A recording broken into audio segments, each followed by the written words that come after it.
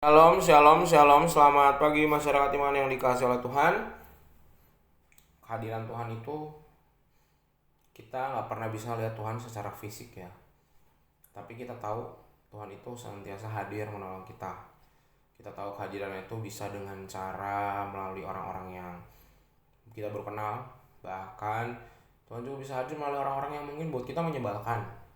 Atau mungkin Tuhan hadir di kenyataan-kenyataan yang mungkin saat ini sedang pahit kita rasakan, tapi justru itu penyertaan Tuhan yang membuat kita tidak jatuh dalam jurang yang terlalu dalam. Mari bersama-sama kita percaya Tuhan Allah hadir, Tuhan yang menopang dan menyertai kita. Kidung Jemaat 17, Tuhan Allah hadir. Kidung Jemaat 17. Tuhan Allah hadir pada saat ini. Hai sembah sujud di sini. Diam dengan hormat tubuh serta jiwa. Tunduklah menghadap Dia. Marilah umatnya, hatimu serahkan dalam kerendahan. Mari kita berdoa. Tuhan, ajarkan kami menyerahkan hati kami dan hidup kami ke dalam tangan-Mu. Ajarkan kami untuk selalu percaya penyertaan-Mu adalah penyertaan yang baik. Dan semoga hari ini kami bisa melewati satu hari lagi dengan keyakinan bahwa Tuhan senantiasa menjadi Tuhan yang selalu layak dipuji. Kami serahkan pembacaan firman Tuhan hanya dalam nama-Mu kami berdoa. Amin. Kita buka sama-sama Mazmur 106 ayat 1 sampai 12. Mazmur 106 ayat 1 sampai 12. Dengarkanlah sabda Tuhan. Haleluya, bersyukurlah kepada Tuhan sebab Ia baik, bahwasannya untuk selama-lamanya kasih setianya. Siapakah yang dapat memberitahukan keperkasaan Tuhan, memperdengarkan segala pujian kepadanya? Berbahagialah orang-orang yang berpegang pada hukum, yang melakukan keadilan di segala waktu. Ingatlah aku ya Tuhan demi kemurahan-Mu terhadap umat-Mu. Perhatikanlah aku demi keselamatan daripadamu. Supaya aku melihat kebaikan pada orang-orang pilihan-Mu. Supaya aku bersukacita dalam sukacita umat-Mu. Dan supaya aku bermegah bersama-sama milik-Mu sendiri. Kami dan nenek moyang kami telah berbuat dosa. Kami telah bersalah, telah berbuat fasik. Nenek moyang kami di Mesir tidak mengerti perbuatan-perbuatan-Mu yang ajaib. Tidak ingat besarnya kasih setiamu. Tetapi mereka memberontak terhadap yang maha tinggi di tepi laut Teberau. Namun diselamatkannya mereka oleh karena namanya, untuk memperkenalkan keperkasaannya. Dihardiknya laut Teberau, sehingga kering di bawahnya mereka berjalan melalui samudera raya, seperti melalui padang gurun. Demikian diselamatkannya mereka dari tangan pembenci. Ditebusnya mereka dari tangan musuh.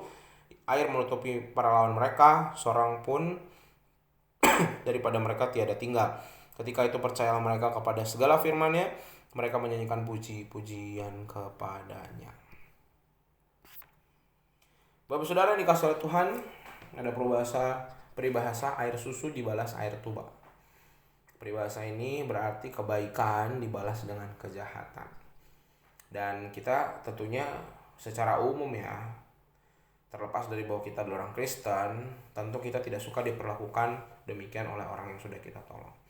Sekalipun kita tidak mengharapkan imbalan sih, tetapi kita juga tidak ingin mendapatkan kejahatan sebagai balasan gitu. Namun sadarkah kita bahwa seringkali hal inilah yang membuat ini yang kita lakukan kepada Tuhan.